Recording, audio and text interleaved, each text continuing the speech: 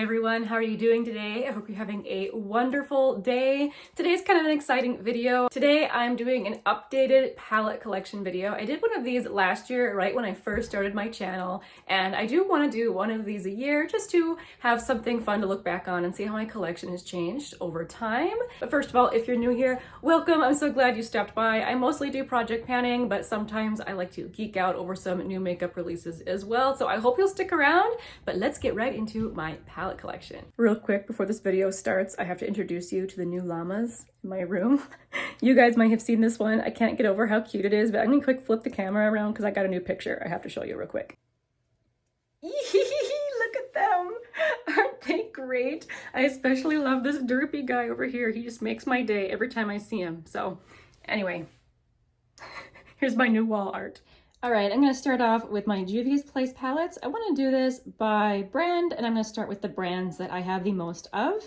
So this is, ooh, I swallowed my hair there for a second. Okay, this is the Warrior palette by Juvia's Place. It is a classic, well, I don't know, not a classic, but it has been out for many years. It is an absolutely glorious gold toned palette. The shimmers in here are absolutely like wet and creamy. Juvia's Place, especially, I feel like in this palette, has one of the most glorious shimmer formulas like ever in my entire stash. The mattes are nice as well, but the shimmers really stand out. I really recommend this palette if you're looking for a really high impact gold palette. Next up, I have the Nomad. This one is a really fun, like, fall color story. This gold shade here in the middle, I know a lot of people rave about that shade because it is a really, really beautiful lid shade. I have a lot of fun, honestly, with this matte with shimmers in it as well, packed all over the lid. Super pretty. And with these kind of like grungy greens and like these fall oranges and browns over here, it's just a really fun one to play around with in the fall.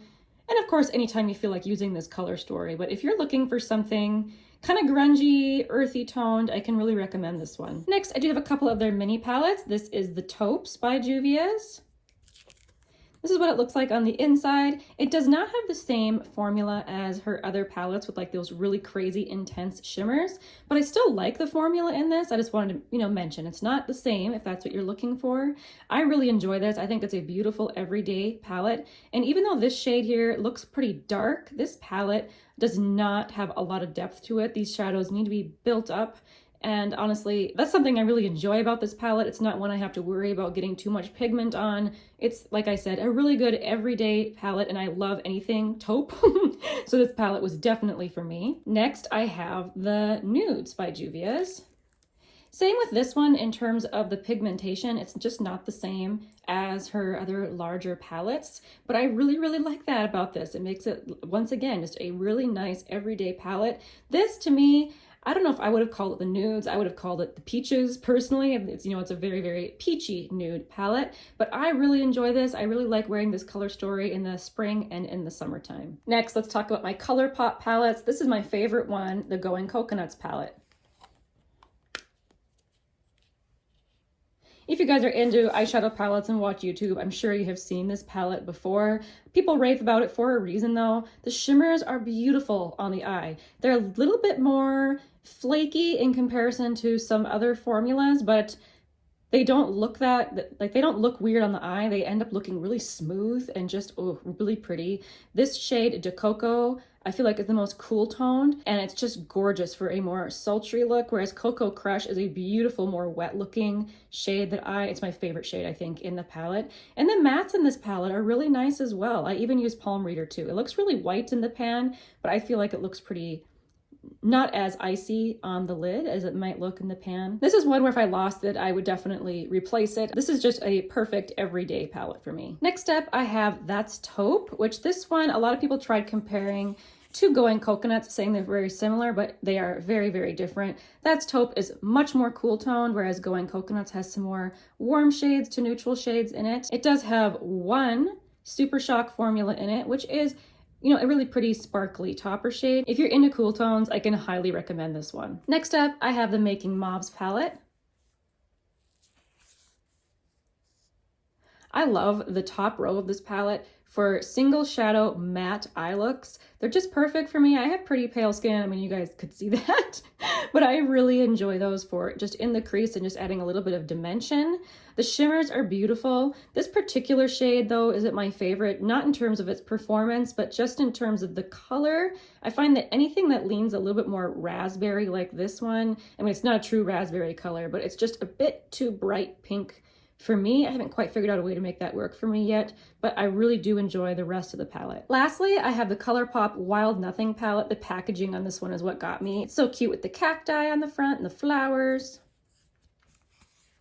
This is supposed to be kind of like a desert theme palette. I would say that really comes through. I know this palette got a lot of negative reactions when people thought that it really lacked pigmentation, and it's true. I feel like the colors in this one are more watercolor-like, like you're not going to get a ton of pigment. Like even this shade over here called Morningside, it looks like it would be like a super bright color, but even that one I found was more of a soft color that needed to be built up quite a bit. And even if you try to really build it, you're not going to really get a really super kapow color with this palette.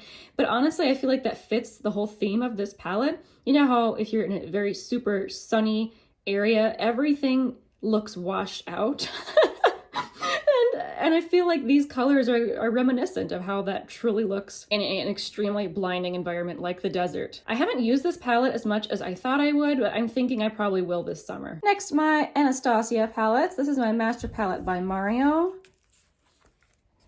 I really enjoy this palette. It is so sad that it's discontinued. I know it's a lot of people's favorite. The mattes in here are just beautifully soft. Shimmers are so buttery. No flaky texture with this one. Oh, I just love it. It's probably one of my very favorites in my stash. But I don't want to spend too long talking about it since it is discontinued. Very sad. Next, I have the Subculture palette, another discontinued palette.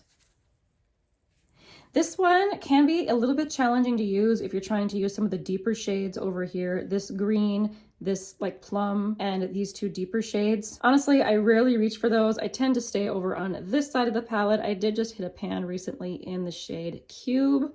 The shimmers are really beautiful. Electric is amazing. Adorn is gorgeous. And I really like these warmer shades.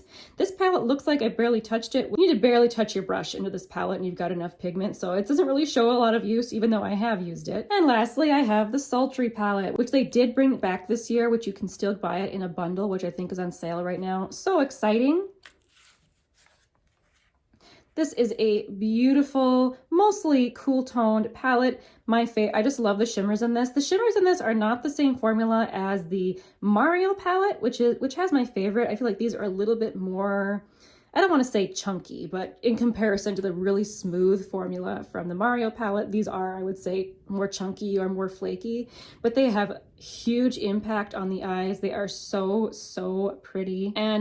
And these shimmers, they're just great, honestly, for single shadow looks. And if you want to go, super sultry with the name of the palette, you really can with this one. Next up, I have my Kaleidos palettes.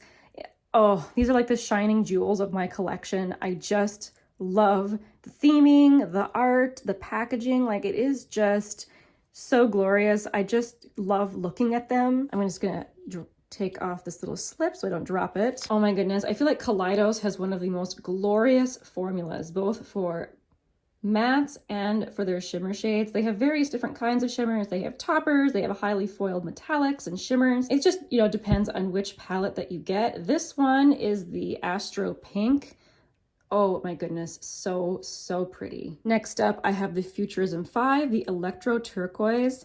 Just look at how fun this packaging is. Here is the color story. It is so different and so fun. I really enjoy wearing this in the summertime. I found that as far as blue eyeshadow goes, I really do enjoy these more turquoise type shades. And this pop of orange here might seem random and weird to put with blue, but you guys, I'm telling you, it looks really, really cool. Like to put that on the inner corner, or vice versa with the blue if you use the orange all over your lid. Like, it is just a really cool color story and it's just so very different. I really enjoy having it. I have the Futurism, what is this, the 6? Yeah, the Lunar Lavender palette. This is one of the newest ones they came out with and I think it might be my favorite. Ooh, I can get down with this purple's color story. It is just so, so pretty and colorful and fun and yet wearable. Like, I don't wear a ton of colorful eyeshadow, but I find that I don't get intimidated by these when I wear them. I just feel really cute, really pretty.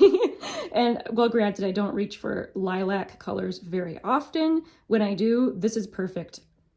I don't need to buy another purple palette. This is it for me. If you're looking for an indie brand to support that has a glorious formula and really fun color stories, I can highly recommend Kaleidos. Next up, I have a couple e.l.f. palettes. Oh, I'm sorry if I just yelled in the camera. I'm trying not to do that. This is one of the quads. This is the one in Rosewater, the bite-sized eyeshadows. These are super popular. People rave about them. I honestly haven't used it a ton, but it's just because I got a lot of eyeshadow all at once. But this is really pretty. It's a great travel little quad, you know, for when we can travel again. And this is one of those, it's like a no-brainer palette. Like, it's not difficult to figure out which shade to put where. I really enjoy having this little guy. I also have the e.l.f. New Classics palette. This palette is right up my alley with its color story. I really love all the neutrals, and yet some of the more interesting colors in here, like Gilded and Rose Gold, are also really, really beautiful. I feel like Gilded is a surprise favorite for me. I didn't think I would like that more like antique gold on my lid, but I really enjoy that. I'm trying to focus more on using my eyeshadows this year. This one, I feel like I will be using quite a bit this year, and I'm looking forward to it. I really enjoy it. Okay, so now we get to the brands where I only have one palette from them. So I only have one Morphe palette. This is the Bling Boss Jaclyn Hill palette. I just rolled this palette into my Pen and Every palette, and I really like this palette.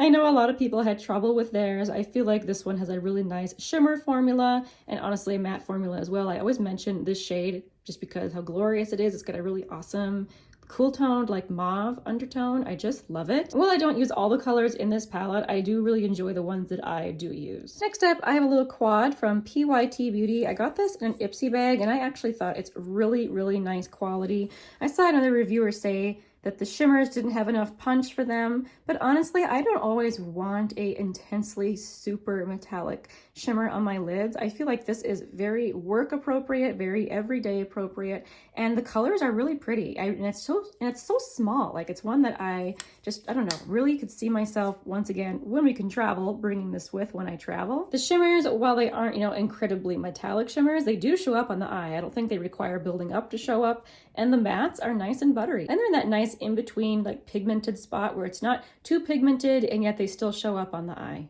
So I really enjoy this little thing. Next up, I have my oldest palette. This is from Cargo Cosmetics. This is the Tokyo in Bloom palette. I really enjoy the color story of this. This palette does have, I would say, one or two duds in it, especially these two shades, maybe these three shades, but especially this one, Hanami. You can load up your brush with pigment and it just won't show up, but it also has some really glorious shimmers in this one. Like this shade Harajuku down here, really, really beautiful, cool toned like lilac purple, or maybe I could call it like a taupey purple. Anything that's remotely taupey, I'm in love with. You guys can probably see from a lot of my palettes that I'm into like these more cool toned palettes, and I just love them. I do have Pan in this shade Ginza up here, but honestly, I would love to have Pan in more shades in this palette, considering it's my oldest one. And for last, we have an OG favorite. This is the Wet n Wild Walking on Eggshells quad. I like this. If you're someone who wants an everyday quad, you don't want to spend a lot of money, but still get a like decent quality, I can recommend this one. I think it's really, really nice. I do tend to be a bit more cutthroat with my eyeshadow palette collection. I will declutter stuff that I just don't use or that may be pretty, but I just, you know, for some reason I'm not drawn to. But this has remained through my declutters because I truly do enjoy it. All right, that's my eyeshadow collection for 2021. I'm not looking to buy palettes this year. I've been more into singles lately, so I'm not expecting it to change a whole lot by this time next year, but you know what? My tastes seem to change on a dime, so we'll see. We'll see how it progresses throughout this year, and we'll see if I'm right, if I manage not to buy more palettes. Thank you guys so much for watching today. I hope you have a wonderful day. I'll see you soon in my next video. Bye!